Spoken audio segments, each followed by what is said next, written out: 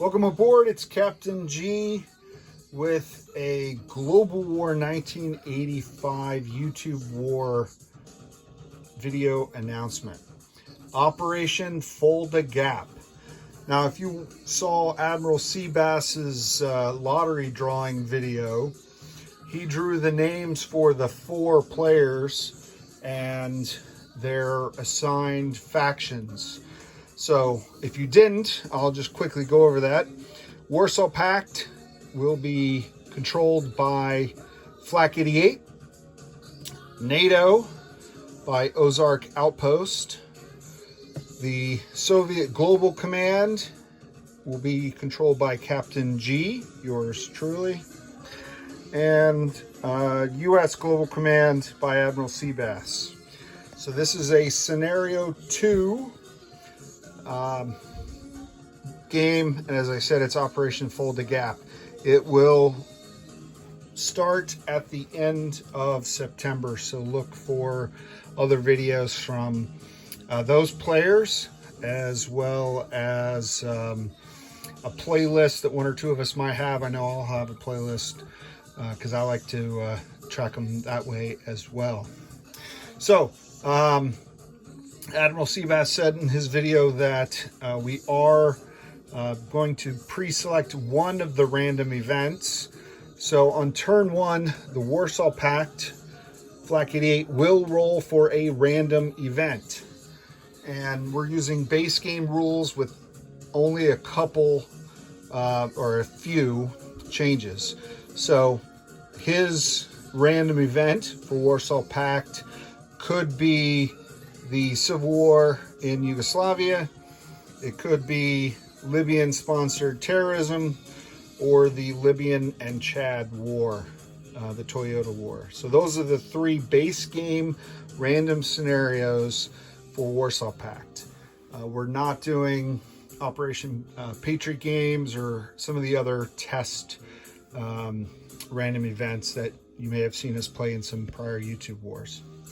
Then on turn 2, if the PRF have not formed here in Central America, which can happen, but in our game we're going to prevent it by not rolling for Cuba regardless of what happens in Nicaragua. We are going to pre-choose the Walker Spy Ring.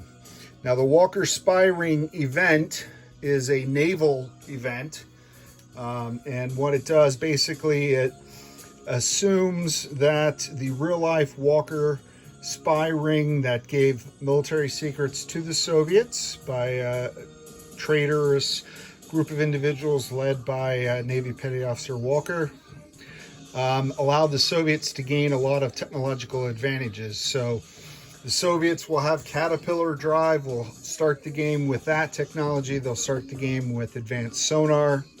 And the U.S. Ballistic Missile Submarine Force, which is normally off the board for all nations that have them, they will be forced to deploy from the very beginning of the game. And Admiral Seabass will need to protect them against Soviet hunter killers that are trying to knock out that key strategic asset. There are some other factors associated with that random event, and we look forward to sharing that with you as we play that game. Now, in addition to that pre-selected random event, we are doing 3 random units. So not a full expansion, but specifically to some units. And I want to share that with you now. The first is our old friend, the self-propelled anti-aircraft gun, or the SPAG. This optional unit was in my first game ever of Global War 85, which was at Twisted Lords Con back in 2023. So it costs 2. The latest revision of the rules are you build it when you build other motorized vehicle class units, so armor, mechs, etc. It does not count against the production limits of military bases, so it's an extra bonus. It attacks at 2, defends at 2. Some of the updates are that it can shoot up to 2. So before it could only fire once. Now it can shoot up to 2 shots, 2 different aircraft. And it has first strike capability on defense and can travel on amphibious assault ships. So a few extra features to make it a much more attractive unit, the SPOG. So that will be in our game, and you see that throughout the board already set up both for the major factions and the minor. The second optional unit is the ASW helicopter. So anti-submarine warfare helicopters. This is a unit, if you watched any of our YouTube games where we played some of the naval expansions, we've always included this unit. But now we're doing a playset of just this unit, not the full spectrum.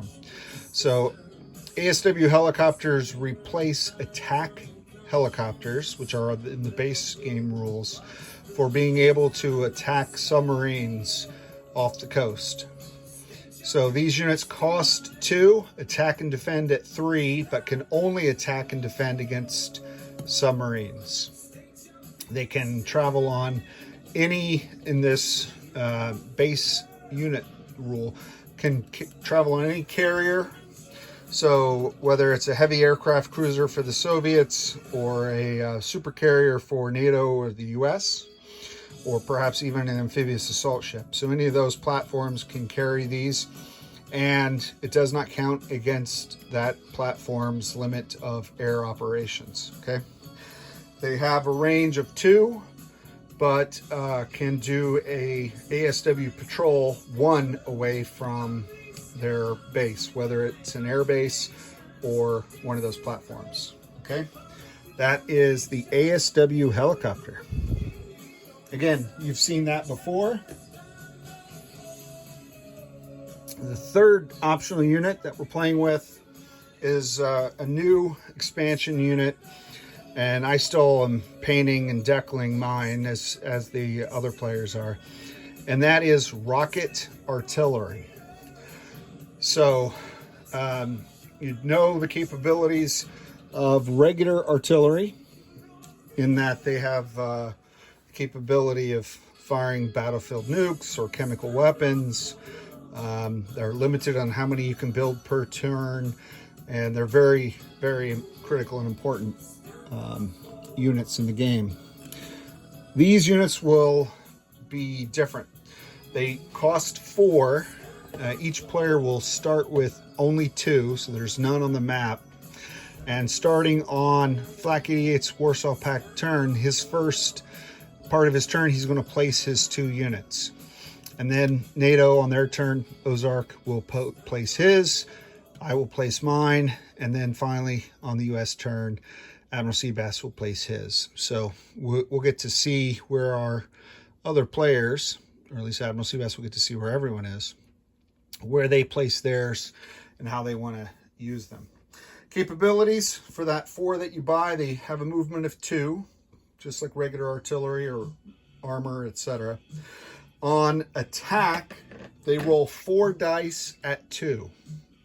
So that's pretty good, as opposed to 1 dice at 3 for artillery, or field artillery attacking at 1 dice at 2. Now they're firing rocket 4 dice at 2, but they retire at the end of the first round. So they get that 1 shot, and then that's it. They're done for the battle. On defense, the defending player has 2 options. He can fire a smoke screen, or they can fire mines. So again, they roll 4 dice at 2, and any hits, any successful rolls of 2 or less on a smoke screen, that allows the defender to retreat units.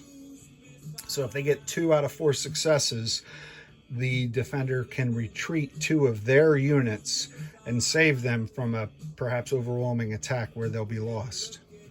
Conversely, if they choose mines, those same 2 hits would cause the attacker to have to retreat 2 of their attacking units that will not be able to participate in the battle. So sort of a asymmetrical warfare type of unit, in that it's not a direct I kill you, you kill me kind of thing, other than 4 dice at 2 on offense. So we're very excited about this capability. Interested to see how it goes. So those are the 3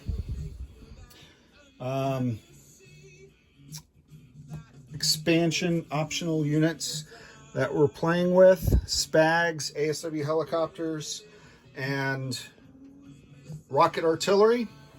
Walker Spy Ring is the Soviet event. The Warsaw Pact event will be random and will start at the end of September. I'm very much looking forward to it, as are my fellow players, and we invite you to join us. Look forward to it. This is Captain G, over and out.